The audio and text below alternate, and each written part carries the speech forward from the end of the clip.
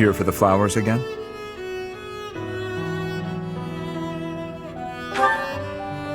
I see.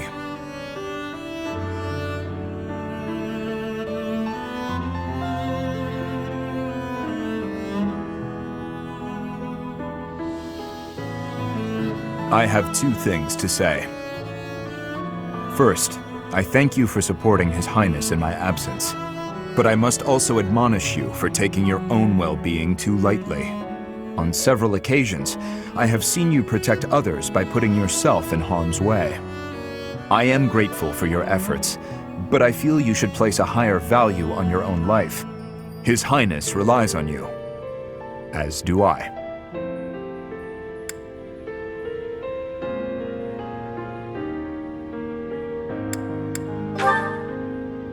Then show that with your actions. We cannot afford to lose an invaluable asset like you. And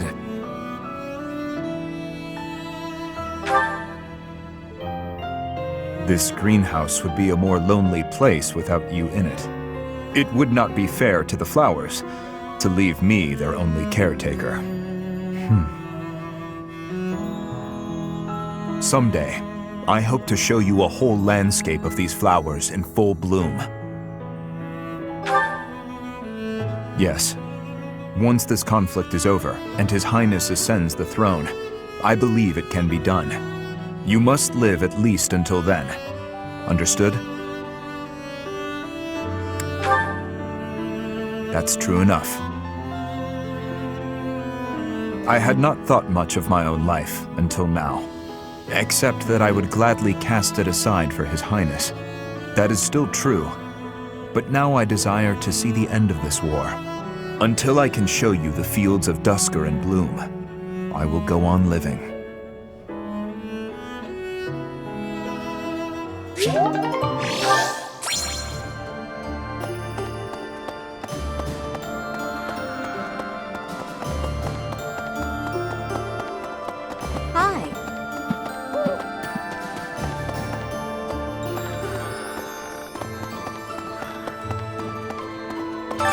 The campaign continues, does it? Well, allow me, as a professional recluse with 10 years of experience, to volunteer for, staying behind. Oh, who am I kidding?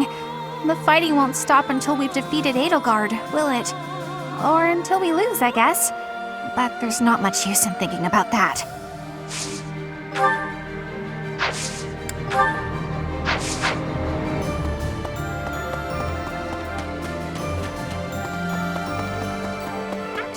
The Battle of the Eagle and Lion. Has it truly been 5 years since then?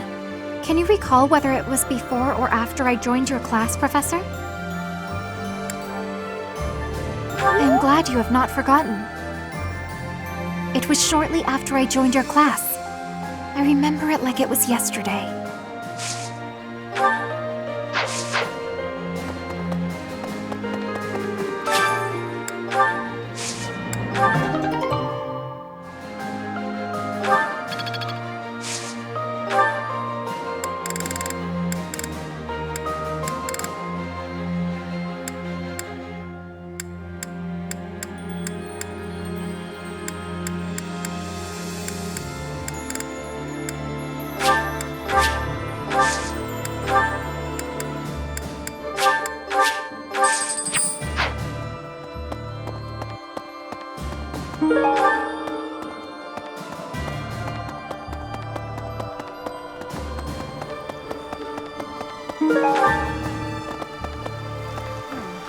The Great Bridge of Murden was considerably better fortified than it was 5 years ago. The bridge was full of soldiers, and they all died.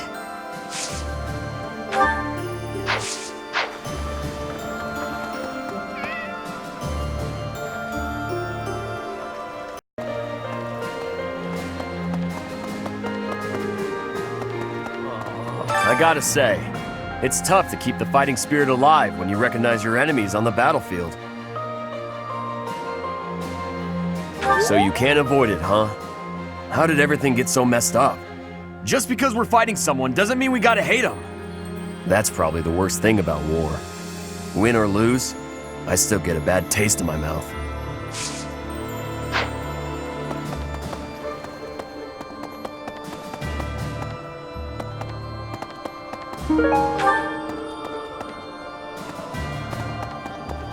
What about... Say we do manage to take down Edelgard here.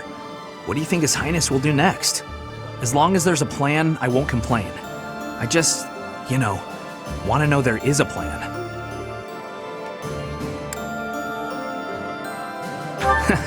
Well, I'd be happy if that were the case, but I don't figure that'll actually happen. All this isn't just gonna magically end the moment we kill Edelgard. It's gone too far. I suppose we should focus on the battle right in front of us, instead of what happens later.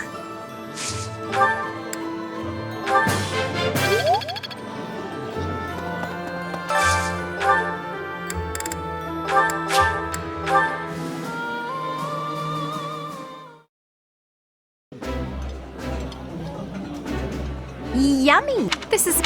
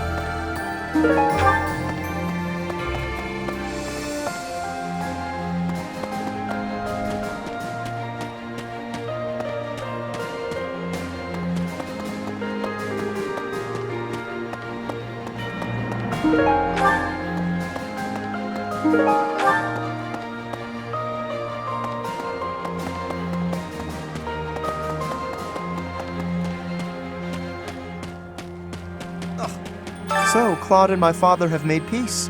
That is to be expected. They both prioritize their own interests above all else. So long as those interests are in alignment, they will continue to cooperate. And based on that reasoning, one might infer that the Alliance should be also willing to work with the Kingdom's military. I highly doubt Claude would refuse to assist us if we were to ask.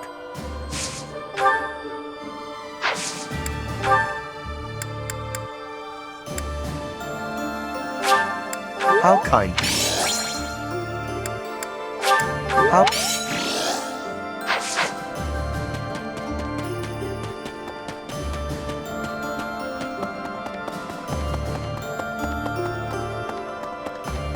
Pardon me. Greetings, Professor. Nothing to report.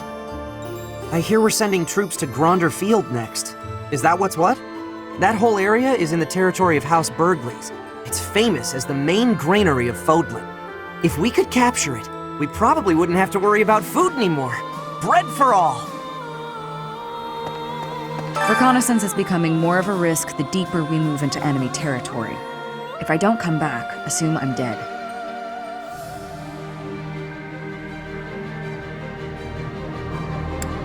I'm glad you think so highly of me, but we have to be realistic. Don't waste your energy worrying about me.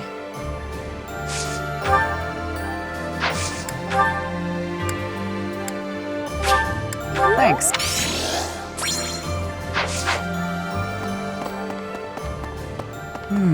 Yeah, weapons and I didn't mean for that to sound so cold, really. Anyway, where are we off to this time? I hope it's the Alliance.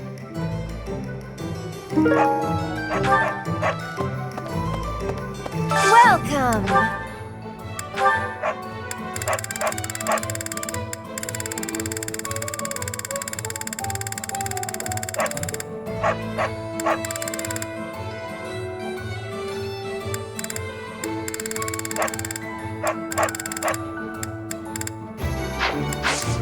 Come back soon! Hello there. This one, yes? I thank you. This one, yes? I thank you. This one, yes? I thank you.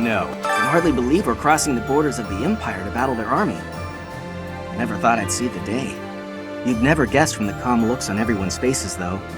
I mean, we're probably all gonna die, let's be honest. His Highness, Lord Rodrigue, you?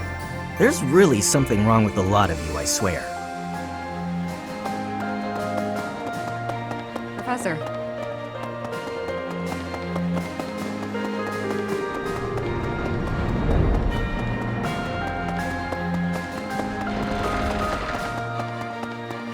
Hey, you.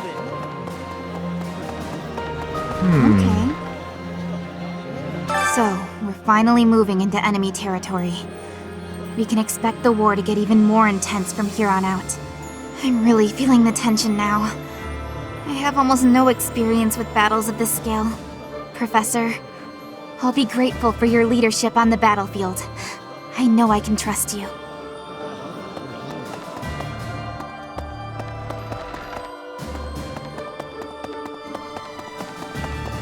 I seem to lack the skills required to grieve for the dead. If someone has passed, even someone dear to me, I could stand about and wail or get on with my life. While I'm at it, that whole idea that we must speak well of the dead, I don't understand that either. If I didn't like them when they were alive, then why pretend to do so when they are no longer here? No.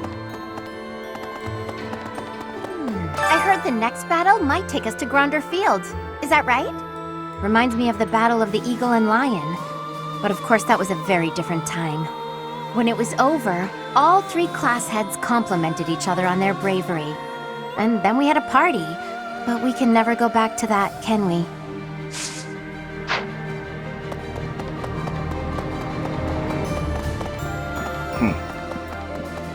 I have a thought. Word just reached me that the Empire has stationed soldiers in Fort Mercius. If they decide to dig in their heels and defend the fort, we'll be in a difficult situation. I hear it's an impregnable keep, surrounded by high ramparts. Taking it would not be easy.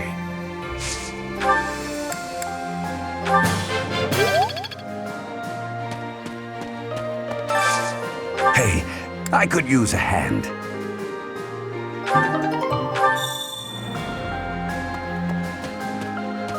Edelgard's presence suggests that Hubert is around too. He is Minister of the Imperial Household, after all. He's been around Edelgard since they were children. I suppose he must be pretty happy with his current position. What of when undertaking research? The usual method is to form a hypothesis, then test it with experiments. Those experiments reveal facts and falsehoods, yet sometimes they also unveil an exception. You seem to be that exception when it comes to my crest research. Worry not, Professor. Exceptions are what make my work interesting. Why don't the rules apply to you? I will find out eventually. I feel it is my destiny as a crest scholar.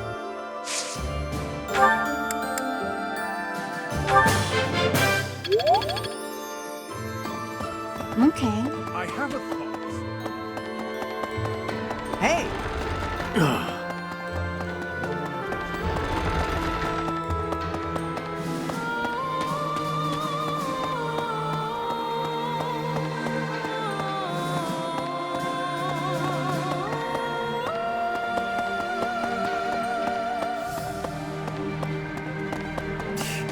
As powerful as our knights are, we're outnumbered by a long shot.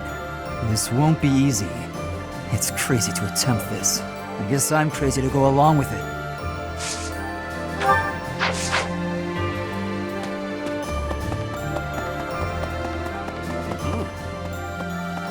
We captured the Great Bridge of Myrden, but the fight has only just begun.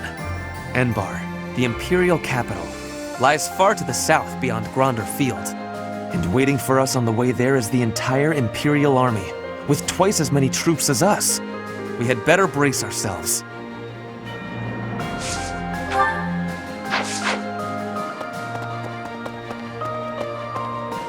Say, I once saw the prince patting the head of an orphan from the monastery.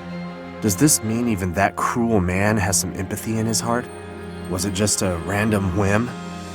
Maybe my eyes just tricked me.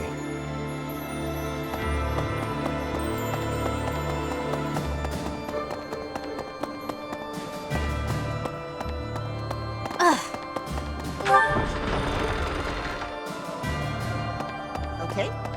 After we cross the Great Bridge of Murden, we'll be in my father's territory.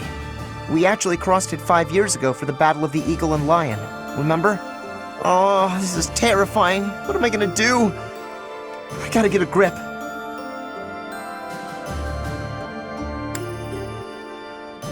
Oh, no. You should pray we don't run into him at all. The front lines cover a long stretch of land, you know?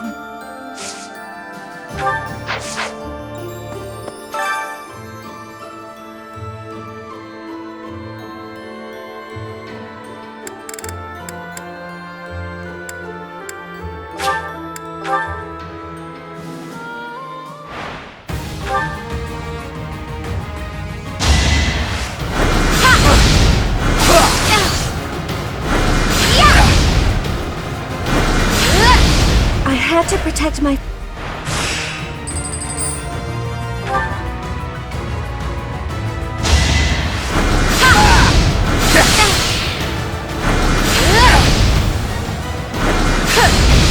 Let's keep our guard up.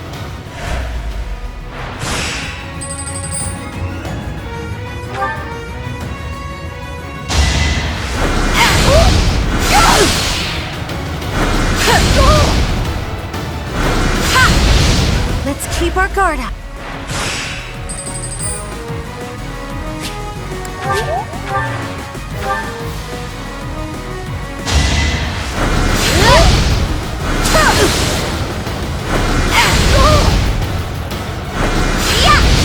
I had to protect my friends.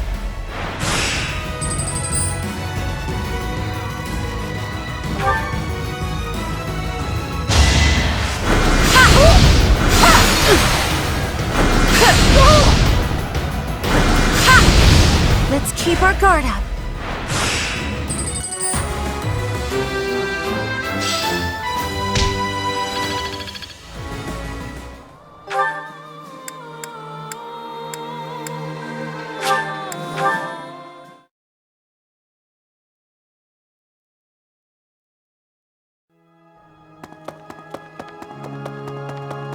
My thanks. You have my sincerest gratitude. Circumstances and my wounds have prevented me from being by His Highness's side these 5 years. I am grateful that you have found him for me. I am once again in your debt.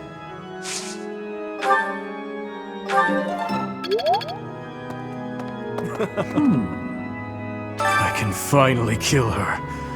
Finally, I can avenge them.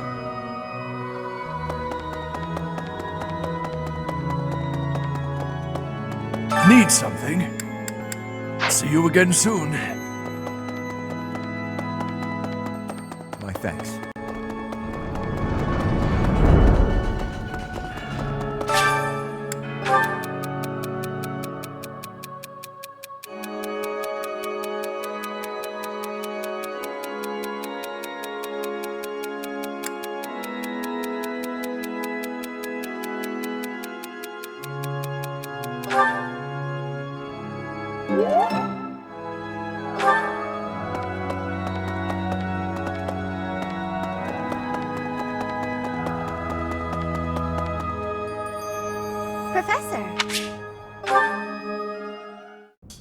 Professor, I asked to be on the sidelines. Why did you put me on the battlefield? You did protect me, so I guess I can't complain. Wait a second, you're hurt. Did that happen when you were defending me?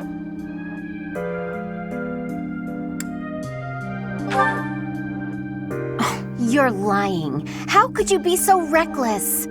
Perhaps you'll say that that's what friends do. They look out for each other and save each other. But if I saw you getting attacked, I wouldn't risk my neck to save you. No, don't overestimate me.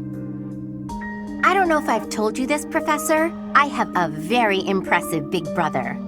I'm not just saying that. He's strong, smart, nice. He's basically perfect. Before Claude turned up, people talked about him becoming the next leader of the Alliance. Don't mention that to Lawrence, by the way. He never shuts up about that kind of thing. Anyway, my parents have high expectations for my brother, and he almost always meets them. No one expects anything of me. If something's even a little bit difficult, I find someone else to do it for me. That's what I've done my whole life. Of course! I can't stand the idea of not meeting someone's expectations. I know how people react when that happens. From watching my brother, I mean. People force their expectations on you, and then if you fail, they look so disappointed. Whenever that happens to my poor brother, he looks just devastated. So don't expect anything of me, please. That way, I can't disappoint you. You're stubborn. Okay, fine. Keep believing in me. I do want to support you and support my friends. I just don't want to let you down.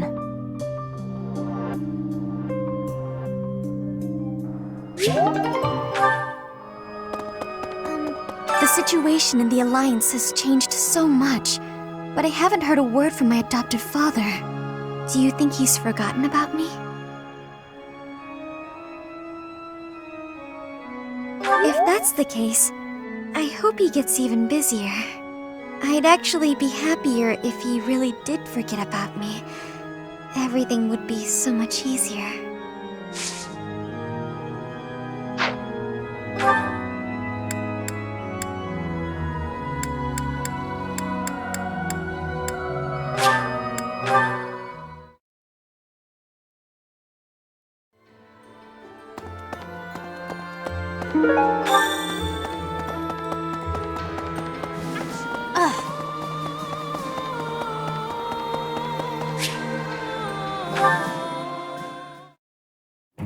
Hello, Professor.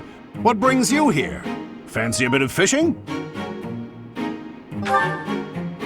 You know, I can hardly go fishing without thinking of old Gerald.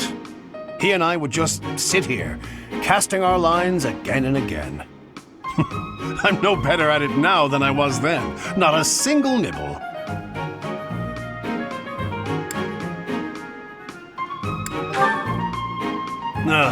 Just like your father. You know all the tricks of the fisherman's trade. I was hopeless at it, but he was a master. In the time it took me to catch one fish, he could fill his basket to the brim. You know, talking to you, I'm feeling very nostalgic. Why don't you join me? We can trade some stories about the old man. We spoke before about how Gerald never seemed to age, right? Once, when he was drunk, he let the secret slip. He said he'd had an infusion of crest-bearing blood, and it had greatly extended his life.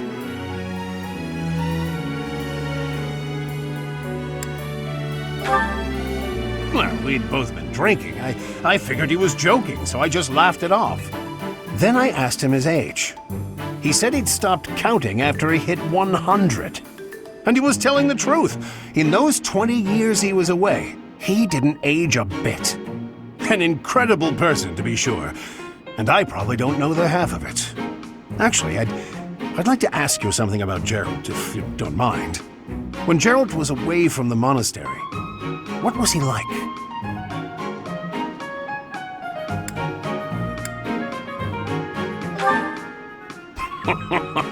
In other words, he was exactly the same. When he was with the Knights, he always found time to go fishing. He was hooked on it, you might say. He'd say there was no greater pleasure in life than sinking his teeth into a fish he'd caught and washing it down with a drink. I have to say, right now, fishing with you, it really takes me back. This feels just like the good old days, when Gerald was sitting alongside me.